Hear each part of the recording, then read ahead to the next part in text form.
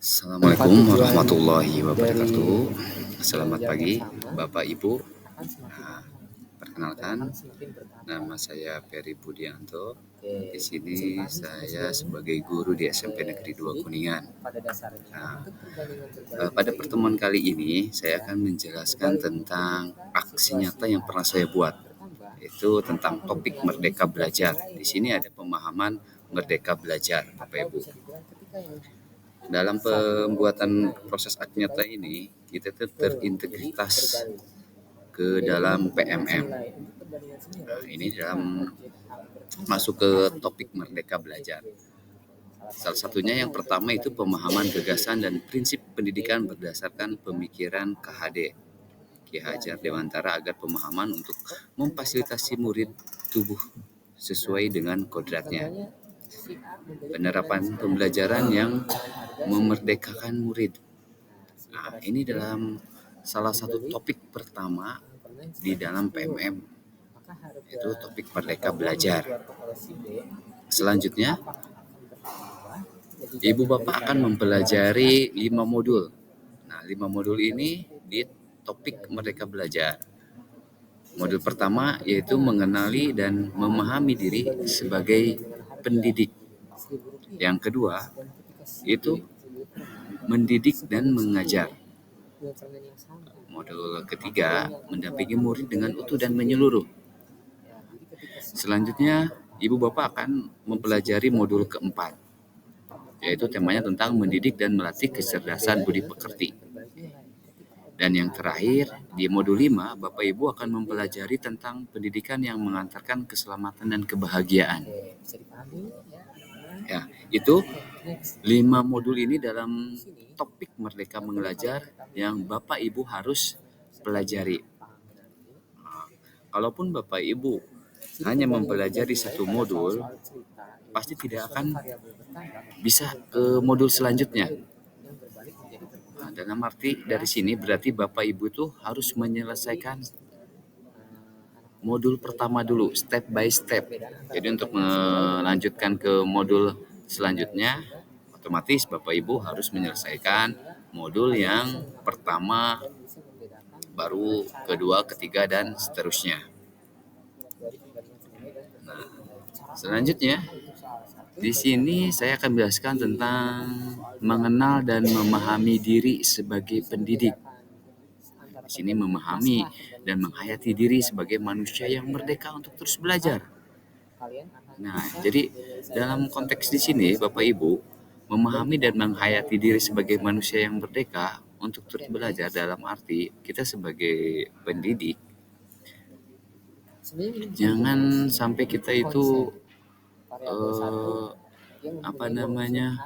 malas untuk menimba ilmu, karena seiring perkembangannya zaman, perubahan pendidikan itu selalu terjadi. Seiring dengan kebutuhan para peserta didiknya. Dari zaman ke zaman itu peserta didik akan selalu berbeda. Yang selanjutnya itu tentang menyelaraskan peran guru yang relevan dengan konteks murid dan zaman. Dan yang terakhir yaitu bertutur kata lembut, mendengarkan senang pendapat, memotivasi untuk gemar dan senang belajar. Yang tadi saya jelaskan untuk memahami dan menghayati. Yang poin yang kedua itu menjelaskan peran guru yang relevan dengan konteks murid dan zaman. Jadi seiring perkembangannya zaman, karena murid zaman sekarang itu pasti akan berbeda dengan murid zaman kita, Bapak Ibu. Dari kurikulum juga sekarang kan berbeda. Selanjutnya yaitu mendidik dan mengajar. Ini saya akan jelaskan tentang sistem pengajaran zaman kolonial. Nanti akan ada perbedaannya sama dengan zaman yang saat ini ya Bapak Ibu. Yang pertama, meminta murid berdiri di depan kelas saat lalai mengerjakan tugas. Apa ada yang sering nih Bapak Ibu masih menerapkan zaman kolonial dalam metode pembelajarannya.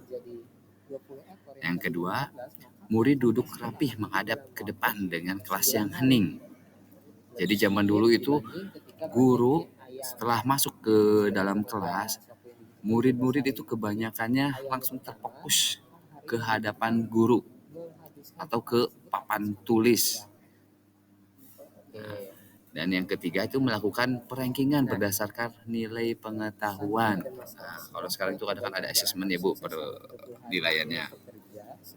Kalau zaman dulu, nah, mungkin sering kita mendengar atau melihat atau kita pernah mengalami sendiri tentang perankingan saat kita sekolah, mau di SD, SMP ataupun SMA. Itu kan nilainya diambil dari hasil pengetahuan kita. Dan yang selanjutnya itu menyeragamkan pembuatan tugas. Nah, Bapak Ibu, pendidikan zaman dulu atau sering dibilang zaman kolonial, saat seorang guru memberikan tugas di dalam kelasnya, itu hampir semua sama. Tidak ada perbedaan antara siswa yang satu dengan siswa yang lain. Padahal kebutuhan tiap peserta didik itu berbeda-beda, tidak bisa disamaratakan Bapak Ibu. Nah, itu perbedaannya metode pembuatan tugas zaman dulu atau zaman kolonial sama yang zaman sekarang.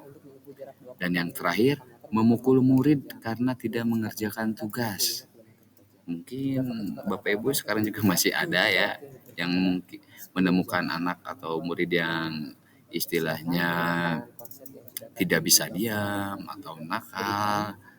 Mungkin itu akan menguji kesabaran kita sebagai peserta didik. Nah, selanjutnya saya akan menjelaskan tentang mendampingi murid dengan utuh dan menyeluruh.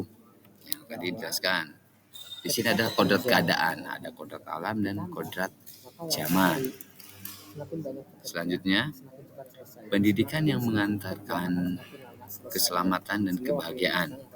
Nah, pendidikan sebagai tuntutan setiap murid memiliki kodrat kekuatan menerapkan sistem omong dan semboyan ingarso sing tulodo ing madya mangun karsa. Nah, ini contoh diseminasi saya di SMP Negeri 2 Kuningan saat saya memberikan sosialisasi tentang Merdeka Belajar ini kepada rekan-rekan guru saya. Di situ pun juga setelah membuat aksi nyata, kita pasti akan disuruh membuat feedback dari rekan-rekan guru kita ya, yang setelah kita berikan sosialisasi tadi tentang pemahaman Merdeka Belajar. Nah, kita bikinkan feedback pemahaman apa yang telah mereka dapat. Nah, itu saja Bapak Ibu dalam pembuatan aksi nyata. Jadi saya harapkan dalam pembuatan aksi nyata ini Bapak Ibu lakukan sesuai prosedur, karena di dalam PMM itu ada prosedur yang harus Bapak Ibu lakukan. Kalau Bapak Ibu membuat aksi nyata tidak sesuai dengan prosedur topiknya, otomatis pasti itu akan ditolak sama asesor aksi nyatanya Bapak Ibu. Tapi Bapak Ibu juga bisa melakukan banding sekiranya aksi nyata Bapak Ibu dirasa sudah sesuai prosedur namun ditolak atau disuruh diperbaiki atau diganti. Nah, itu ada pilihannya untuk mengajukan banding. Jikalau Bapak Ibu merasa aksi nyata yang Bapak Ibu sudah dilakukan sesuai dengan prosedur. Ya, itu aja Bapak Ibu penyampaian saya tentang pembuatan aksi nyata di topik pertama ini. Salam sehat. Assalamualaikum warahmatullahi wabarakatuh.